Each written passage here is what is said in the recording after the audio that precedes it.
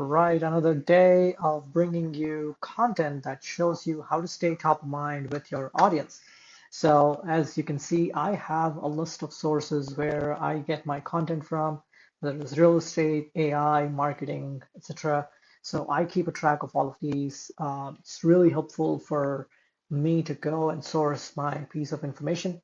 So, today I'm going to head over to Reddit and I want to show you how I use Reddit to get information. So if you don't know what Reddit is an internet platform where people come and have conversations, discuss about various topics. There are subreddits for any possible topic you can imagine. So I would highly encourage you to go and check it out. So there is a subreddit obviously for real estate. So I would go in and I would see what people are talking about. What are people asking questions about? What are their concerns? What's happening in real estate right now? So it's really an easy tool to keep a pulse on what's going on. Sellers agent make up competing offers. Am I crazy to refinance to a higher interest rate? This is fantastic. So you can see there are about 114 comments on this. So there are a lot of people who would be in similar situation. They're probably thinking about this, and this becomes a very good topic for you to leverage and make something of your own. If I don't know the answer to it, I'm just going to figure out what people are talking about and then come up with my own answer. But if you know the answer already, that's fantastic, right? So I'm going to copy the whole thing and come over to ChatGPT and I'm going to ask it to summarize this whole thing over here.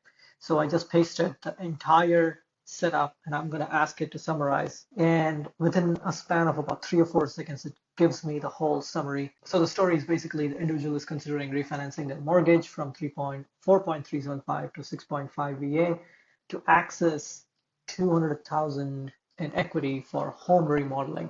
So multiple users suggested home equity loan. There are concerns about financial wisdom of this decision. Some suggest alternative methods of funding the remodel, like saving up cash, 0% credit cards. A few users propose using the difference in increased payment to save for the remodel to take smaller loans for smaller projects. This is fantastic. All of this is great information. This is what people are suggesting. So even if you don't know the answer, just look at some of these, see what you agree with, see what you don't agree with, give your own 2 cents, and you can make a very quick content around it. It could be a newsletter, Facebook post, or a TikTok or a story or even a thread. Because we have done those four, I'm going to create a simple thread on something like this. And I'm going to say, hey, if you're considering refinancing your mortgage from a lower mortgage to a higher mortgage, and if you're considering yourself crazy, here are some of the options that you have without necessarily having to refinance the whole thing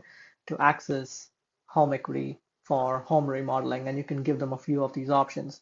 And that way you can stay top of mind and you'll come across as somebody who is super knowledgeable, super educated, and you didn't even have to do a lot of work. So I hope you like this video. If you like this kind of content, consider subscribing and giving it a like, and I'll see you tomorrow.